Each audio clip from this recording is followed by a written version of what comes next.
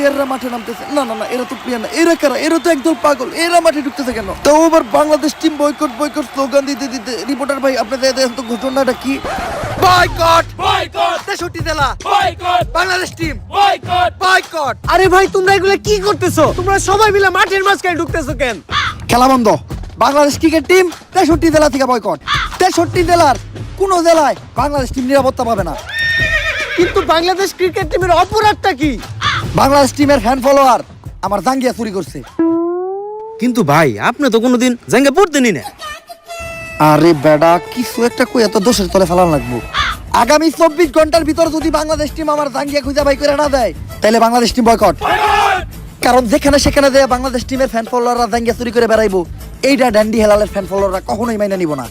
কিন্তু ভাই সামান্য একটা জাঙ্গিয়াই তো, এটা নিয়ে এত কাহিনী করার কি আছে? কাহিনী করার কি আছে মানে? ডেন্ডি হেলালের জাঙ্গিয়া ওইটা মিনিমাম 50,000 টাকা বেচতে পারতাম। এই যে শার্টটা চাইলে 1 লাখ টাকা বেচতে পারবো। কোনো একদিন দেখবেন নিচের চুল একটা ধরে টান দিয়ে সিরা বেচলাম 5 লাখ টাকা, রেকর্ড করবো রেকর্ড। কিন্তু ভাই একটা জিনিস বুঝলাম না, আপনার এই মূল্যহীন জিনিসগুলো কিনে কোন ব্যাক কলেরা? এই যে আমার লোকে যে ব্যাক কলের আছে আরাই, এগুলার এক কথায় তুমি আমার সন্তানও বলতে পারো। কারণ এরা আমার কথায় উঠতে গেলে উঠে, বইতে গেলে বহে, চুষতে গেলে চুষে। চুষে মানে? আরে পা চুষে পা। আর তুমি যেটা ভাবছো ওইটাও। Boycott boycott. ওই এতদিন পরে পাইছি তোরে, তাড়াতাড়ি পাপ না হলো। আরে ডাক্তার সাহেব, আপনি হেলাল ভাইরে কই নিয়ে যাইতেছেন? আরে ও তো মানসিক ভারসাম্যহীন পাগল, এতদিন পাবনা পাগলা করে দিয়েছিল, পলে আইছে, তাই আবার ওরে দইরা পাগলা করতে নিয়ে যাইতে আইছি।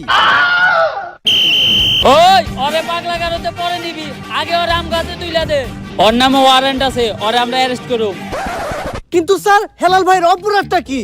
ও তো মাদকখোর, ও হাফ টাইম খায় ক্যান্ডি আর ফুল টাইম খায় ড্যান্ডি। ও তাই তো কই, হেলাল ভাই উল্টা পাল্টা কথা কই কেন? যান ওই ধরে নিয়ে যান। Boycott police boycott boycott.